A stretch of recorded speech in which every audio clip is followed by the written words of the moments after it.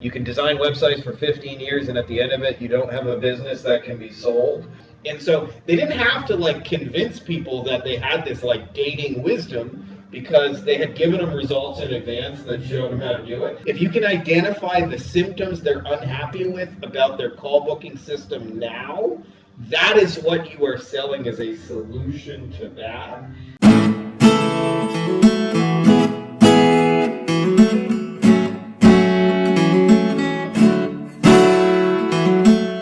There we are. Oh my God.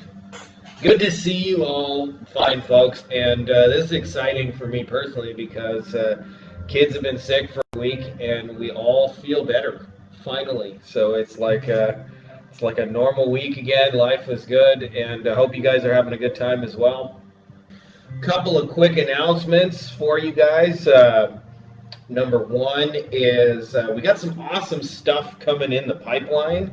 I've got, let's see, I've got our one of my oldest and dearest friends in the legal space, Raj Jha, is showing you guys how to, especially for those of you guys who are web designs, one of the things you'll find out is you have an unscalable, unsellable business the way most people do it, meaning like you can design websites for 15 years and at the end of it, you don't have a business that can be sold. But Raj is going to show you guys how to actually, with a few tweaks, turn your business into a SaaS that can be sold for a 20x multiple. So that's kind of exciting. We have Mike Rhodes, the godfather of Google Ads, co-wrote a book with Perry Marshall. Got some exciting stuff in there. We got our man Lane Hook, who's coming on, showing you guys how to create press releases with GPT and get clients in the news and media and use it also to get clients and things like that. As well as we're going to be covering some of the cool things you can do with SEMrush, both for pay-per-click and SEO, because I know you guys, a lot of you guys use them.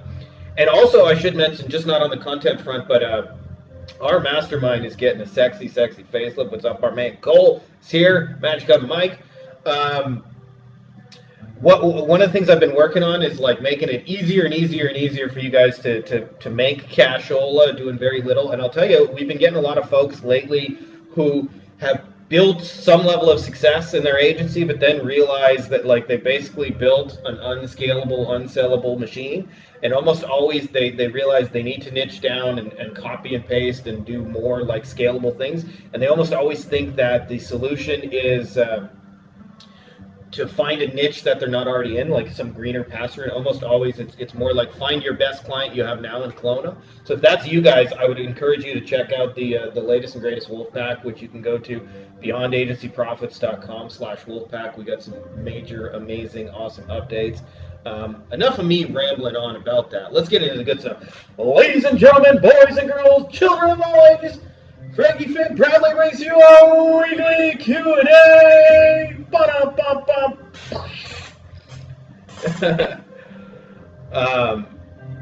Santosh asks, Frankie, is there any paid step-by-step training in a reasonable cost? Yeah, of course, my man. I mean, I guess reasonable cost depends on who you are and what you're dealing with. But we got tons of awesome free training. Honestly, if you're just starting out and you don't have the budget, pick a niche of people. We got a free training on the YouTube channel called the Unfair Sales Advantage. So if you go to YouTube and type Beyond Agency Profits, the Unfair Sales Advantage, it'll show you exactly how to figure out exactly what your market wants in their own words and just give it to them. If you do that, you'll make your business life so much easier. And then we've got stuff on there, how to close in Loom, how we do lead generation, like all of it's there. It's not hidden. So there's tons of great free trainings. I show you guys how we get super cheap stuff on YouTube for free, and then as well, of course, we have paid training. So I've occasionally had people ask me for more support, more help. So we've got workshops on like how we close in Loom, how we run ads, different things like that, how we do direct mail. If you guys are interested in that, you can check those out. We actually have a store on the website now. You can go to beyondagencyprofits.com, and I believe, if I'm not mistaken, there is a section called store. Maybe not. Maybe I have to actually update it to have a store section, but we'll get the store put in there in the next couple of days, and then you guys can grab whatever you want there. So I hope that's helpful. Let's get into the questions here. We got our man Becker says, need advice. Best way to give my assistant in the Philippines a U.S. phone number they can make calls and text from and not break the bank. I'll give you one way you can do it for free, my man. Google Voice. They will not be able to set up a Google Voice in the Philippines, but they can log into one that has been created in the United States and use it.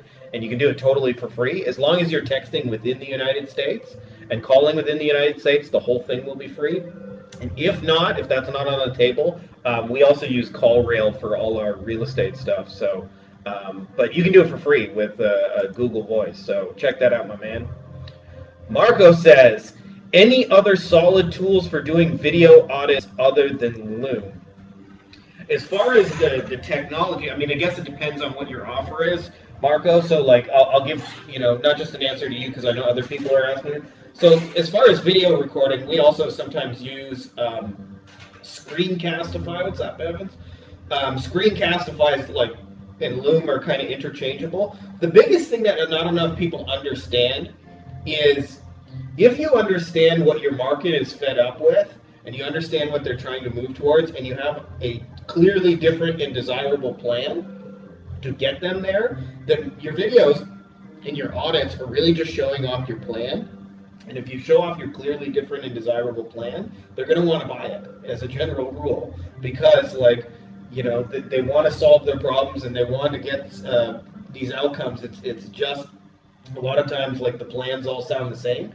But if you focus on, like, this is a cheat code, by the way. If you focus on coming up with a clearly different and desirable plan for what everyone else says in your market, you'll stand out from the noise and you'll find your stuff easier to sell. It's like a do not pass go without that. It's not always easy to do, but it is simple, meaning like there's not a lot to it. In 3 to 5 steps, tell them how you're going to change your life. And I'll give you an example. I first learned this from Frank Kern. He calls it results in advance. But he was trying to sell a dating course to guys who had, like, no dates. And he was helping a guy named Neil Strauss who wrote a best-selling book, and they had a multi-million-dollar launch. And the first thing they did is they started with, hey, let me show you how to start a conversation. That was like step one most of the guys struggled with. And then they said, here's how to have a conversation, right? Like starting a conversation and having them are different. Like these are interesting things to talk about. And then they said, here's how to get the phone number. And then they said, here's how to like text a girl and here's how to get a date. And so they didn't have to like convince people that they had this like dating wisdom because they had given them results in advance that showed them how to do it. So you want to think about your solution as like that. Most business owners don't want to do this themselves, so you don't necessarily have to give them all the details, but your plan should show them that, like, I can take you from no dates to dates, whatever that is in your marketplace, and they'll follow you because the plan makes sense to them. Arnab says, hello everyone, hope you're well. Can anyone share some tips to get video editing clients? Thanks in advance. Okay, first of all, Arnab, I'm beating this topic up to death, but I want you to understand, nobody is buying videos because they want videos. Videos are a hammer. Videos are a plane ride. They're a destination for somebody. So step one is, if you haven't done it already, you got to choose a niche of people and figure out what they're trying to sell in video, for example. If you do that, you make your life so much easier because instead of trying to be all things to all people, just say, hey, we do videos. What will happen, by the way, if you sell the hammer as a hammer, that's the fastest way to get fucking broke. Like, for real, it's the fastest way to get fucking broke is to sell your hammer as a hammer. I'll give you an example of this, okay? When I got my book cover designed, I just went on Fiverr and looked for somebody who does like graphic design and said, can you do a book cover? And they said, yes, I can. And I paid a whopping $10 for my book, okay, my cover. And that's what happens when you sell graphic design, which is a hammer as graphic design. Now, I saw the other day, Onyx Singal, who's a really well-known internet marketer, said, can anyone help me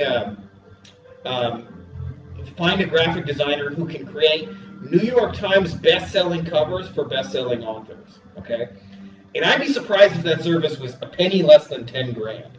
So I want you to understand that the difference between having a hammer as graphic design and having a high-value hammer is deciding a high-valuable who it is for and figuring out a high-valuable outcome that who is after. So in this case, the example I'm giving you, the who is a New York Times best-selling author, and the outcome is a best-selling cover, right? So if you put those two things together, suddenly your graphic design just immediately gets more valuable. So if you're trying to sell videos, it's the same thing. Decide on a who, decide on the outcome, like what they're actually trying to accomplish with your videos, and sell that, and the videos are almost an afterthought. You'd be amazed. Evan says, no question for me, just want to tell you, keep going. Really enjoy all the contents tool from this community. Appreciate you too, my man. Sounds like he's got a bounce. Josh says, team, I'm going to do a one-off offer of Go High Level as a consultation booking solution for plastic surgeons and their shitty booking systems. Based on how we want to show them the vacation and not the plane ride, I'm trying to figure out how to articulate where it will take them. Concepts I've thought of: let you or your back office workers use their time or money making things instead of calling people and following up for appointments. Don't waste time. Get more nose and boob job patients by making the consultation booking process easier. Other than that, I can't really think of anything, ideas. Josh, so you're actually like in the ballpark already. Let me help you tighten that up. Okay, so what you want to think about is, by the way, I see this all the time, is if you sell solutions to problems that clients rarely think about, they're hard to sell. But if you sell solutions in terms of how it shows up, nagging persistently over and over in their reality, you'll find it very easy. So let me give you an example of this, okay? So one of the people that I do some consulting with, his name is Chris. He's a brilliant guy. And one of the things he does is he helps car detailers make new websites. Now, a lot of times when people sell websites, they try and sell, like, are you unhappy with your website and your Google ranking? But if you're like a work with your hands type, you know how often you think about your website? Like once a month, if that, right? It's not like a nagging, persistent problem. But what would happen on most of these car detailing websites is they're like basically just glorified business cards. They say, you know, company name, we do blank, blank, and blank, call us. And they might have some pictures and graphics on the way, but for the most part, it's just a glorified business card. And so they would experience it as somebody calls them every day and they say, can you tell me how much it is for blank? And of course, most of these businesses don't know how to handle money conversations and sales if they answer the phone at all. And so what happens is they say, oh, it'll cost $1,000, and then the person says thanks, and they hang up. And they experience that as tire kickers, like meaning they get people call them all day long that aren't really serious about doing business. And so one of the things Chris does is he fixes their website so that it has clear packages that you can buy off the shelf, and it has pricing and what's included and all that. And what happens is, because somebody can read that on the website, they immediately, when they get a phone call, that person already knows how much it is, how much it costs, how long it takes, and all those kind of details. And so it's very rarely like a, hey, can you tell me how much it is, and then hang up, because they already know that. So they get less overall calls, but they get better calls, and they close more of them. So if you were trying to sell that as like a symptom to them, you would talk about all the difficulties of tire kickers and people calling and just price shopping you and all those things, because that's how it actually shows up now in their reality. What you don't sell them is upstream your website, that like, hey, are you unhappy with your website? Are you unhappy with the look of it? Is it, you got to talk about how that shows up in their reality. There you go, my man, Mike. Appreciate that, my man. Promoting my book. But for the most part, you want to talk about the challenges they're getting on the phone now, day after day after day. And then almost always, if you know what problems they're trying to fix, and it's probably more accurate to say symptoms, because they don't understand their deeper problem. Like, they don't understand tire kickers are happening because their website has incomplete information. They just understand they're getting tire kickers. And so you can't sell them, hey, your website has incomplete information. You can just sell them the tire kickers. But almost always what they want, when you know what problem they have, is the opposite. And the opposite is really, really simple, right? In the case of tire kickers, what do they want? They want people who are serious about doing business with them, to call them, that don't need to be chased and harassed and arm twisted, right? If you can make that happen over a website, they'll buy it, right? So understand, in the case of Chris, he's not selling a website.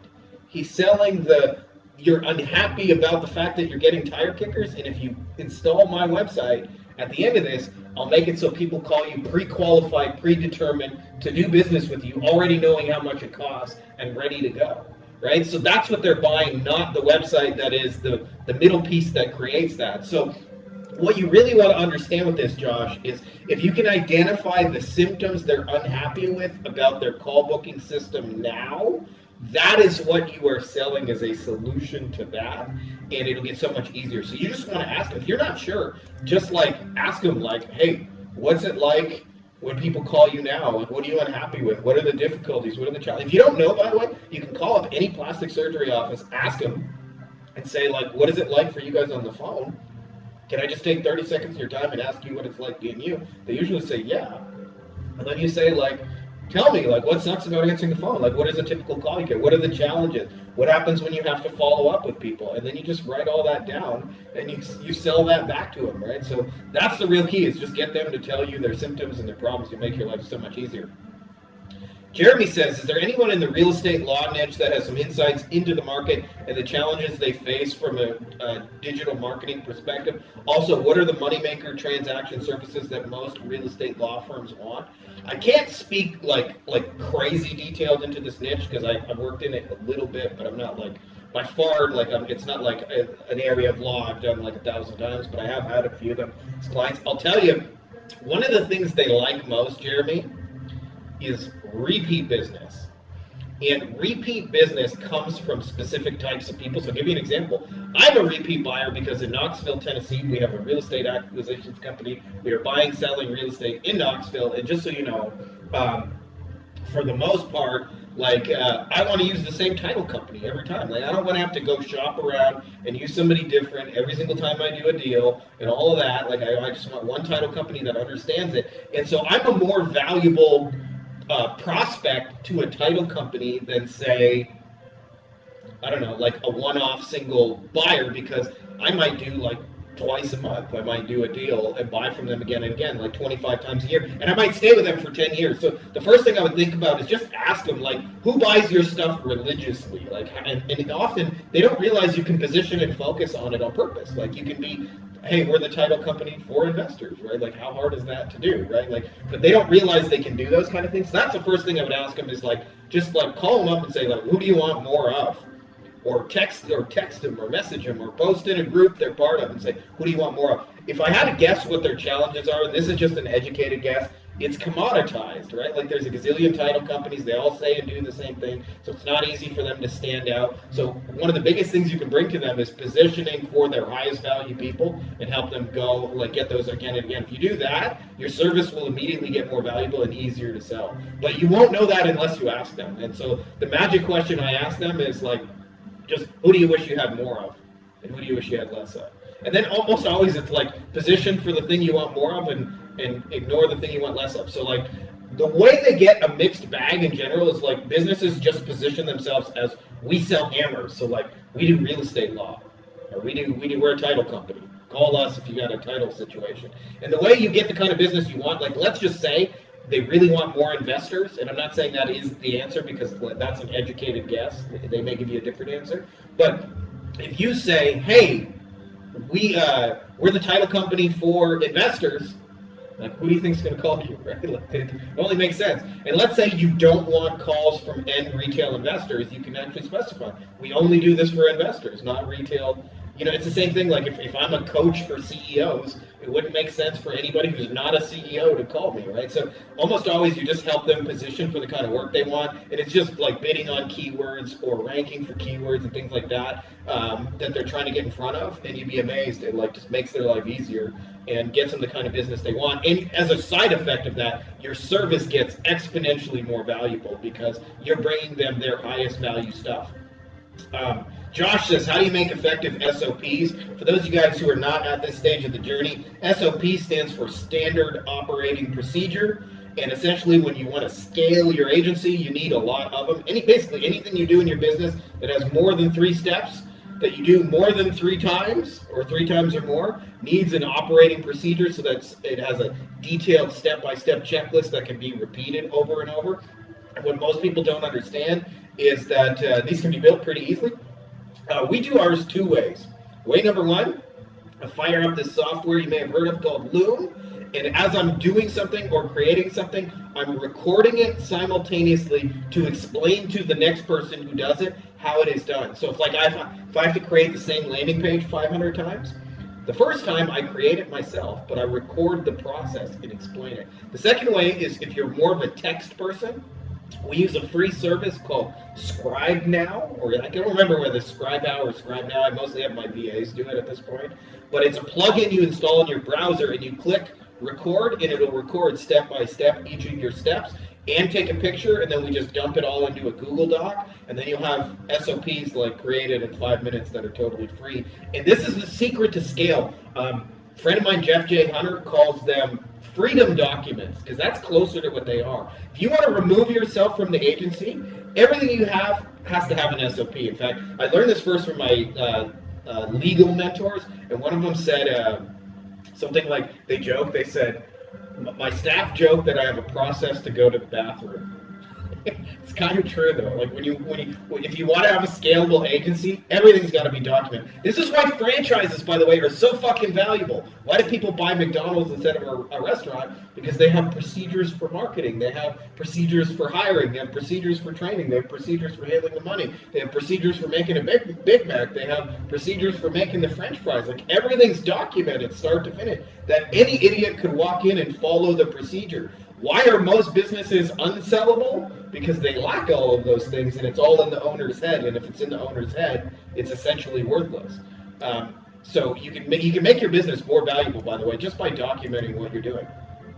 Last question I got on the docket here. Alan says, I'm putting together a proposal for a legal firm that will use email outreach and sequences in order to get new leads. Any ideas on how I should price this? This is probably a deeper thought on pricing in general than just your specific question, Alan. Pricing is determined by the value that you're bringing in return. And I've heard a few of my legal mentors say they like to make 5 to 1 on their money, meaning if you're going to bring somebody $10,000 a month, you shouldn't bat an eye at charging $2K. If you're going to bring somebody $100,000 a month, like it's okay to charge $20K a month to do that. And so value is fluid depending on who you do it for. This is the biggest misconception people have in value, is they personalize it and make it about us. They say, like, my service is worth it, and the truth is it changes depending on who you do it for. Like if you work for restaurants and you have a little tiny sandwich shop that gets 3 customers a week, you're not going to be able to charge nearly as much money as if you do it for a chain of 100 restaurants where they have 10,000 employees. It's just going to be different, right? Like just the nature of the game is who you do it for is the biggest variable. But this is the biggest reason why you want to pick a niche, because the least certain you are of your price is the first time you do it. And when you've done it 10, 20, 30 times, you're so much more certain about your price because you've seen it work for 10 people. You already know what you're going to do when they do it. It's not a guess. Like when you've already done it for like 20 people before them, almost identical, and you know your shit works, you have zero price uncertainty and you know exactly how much you should charge. So I'll give you a real example of this, how this works in the real world. Nobody tells you price changes over time with your confidence and certainty. But when I first started my first SEO agency back in 2007, even though we didn't get a client in all of 2007, I started the journey. But my first client, I charged the old $400 US. Why? I don't know. That just was a psychologically satisfying number to me. And at the end of that period of time, there was like after 6 months, I had a plastic surgeon call me and we spoke on the phone and he told me I had tripled his business. I had no fucking idea until that point that my stuff was like that impactful for them. But he told me like, we're getting calls all day long from the Google. I don't know what you're doing, but like almost everybody's from Google. You've like literally blown up our business. We probably made like $3 million in revenue the last 6 months. Well, you better believe my price went up the next day. It went from $400 to $1,200, by the way. Probably still should have gone higher, but nonetheless, it went from $400 to $1,200 because I knew it worked. Like I suddenly had, and when another plastic surgeon would come in and say, do you know for sure like what this will do? I'd say, talk to this other guy. Like I already blew his shit up. You're just going to be my next success story. Like even at $1,200 a month, it's a fucking discount, right? Because I made him $3 million a year. Do you think he's fretting about $1,200 a month? So I want you guys to understand, price is not set in stone. It changes over time as you do it. So the first time, I always say, like, if you're building an asset, meaning you're building a system that can be cloned so that you can do this again and again and again for a specific type of client, the fact that you get paid anything at all to build the asset is fucking worth it. So you want to think about it as I'm building an asset, I'm getting paid for it, and my price certainty will go up over time. If you understand that, like whatever you can get on day 1 is worth it. Because on day 2 and on day 3, you're going to charge more money for the same thing because you're going to have seen it work dozens and dozens of times. So hope that's helpful to you. For those of you guys who missed the intro, I just mentioned really quick off the top of the hour, we got a ton of amazing content in the pipeline. Bringing on our man Raj Jha, who shows you guys who are doing web development, who basically have an unsellable, unscalable business, how to turn it into a 20x multiple with a few tweaks by turning it into more of a software play. I'm not talking about all the go high level stuff you've heard of. Is creating it so that when you update one website, you create a platform where you can update like 100 client websites all at once, and building a real more comprehensive solution that has like real sellable value, because there's nothing worse than you build websites for 15 years and then at some point you want to get out of it and you find out your business is worth zero. So Raj is going to show you guys how to create a 20x sellable thing. We got Mike Rhodes, the godfather of Google Ads. Him and Perry Marshall co-wrote really the first book I knew of on Google Ads. We got Lane Hook showing you guys how to create press releases with GPT at scale, and you can use this to get clients in the easiest way. Nothing cooler than you show up to a client and say, hey, you're somebody I want to work with, so I created a press release for you. It took you all of 10 seconds to create, and it was automated, gets distributed in the news. It's like it's hard for them not to like it at that point. And also, we got some cool things you can do with SEM Rush. I also mentioned we were given the Wolf Pack like a giant facelift. I want it to be more hands-off, easy, passive income kind of money for you guys. So for those of you guys who have some clients already, there's things you can bolt on, software and tools that clients will thank you for and will pay you for 5 or 10 years. In fact, I have clients, by the way, on the software and tools front who have fired me, meaning they let me go, 5 years ago, and I still get a paycheck from them from the software that they have installed. So I want to show you guys how to do some of that kind of stuff as well. Turn like clients who pay you for a year or 2 years into clients who pay you for 10 years because you set up software and tools that are integral to their business and you don't have to do any of it. So I hope that's interesting to you guys. If you haven't already checked it out, you can go to beyondagencyprofits.com/wolfpack and you can see what we're up to in the Wolfpack. And if that's interesting to you, then let's talk. Other than that, that's all I got for you guys. I hope this was super cool. Much love to you guys, and may the force be with you. Hey guys, if you like this video, you'll probably also like our free Facebook group, Beyond Agency Profits, Agency Lifestyle Design. You can get free copies of the book inside here. I look ridiculous. We're doing weekly Q&As, giving answers to all your questions. Some of the best, smartest, brightest people. We've got lots of industry leaders doing 7, 8 figures and beyond. It's a literal who's who of the brightest agency owners that I know, as well as lots of tips on scaling and stuff, books that work. So if you're not already part of it, you're going to want to be part of it. So make sure to click the link. I put it in the description of the video as well as in the pinned top comment below. So just scroll down and you can join, and it's totally free.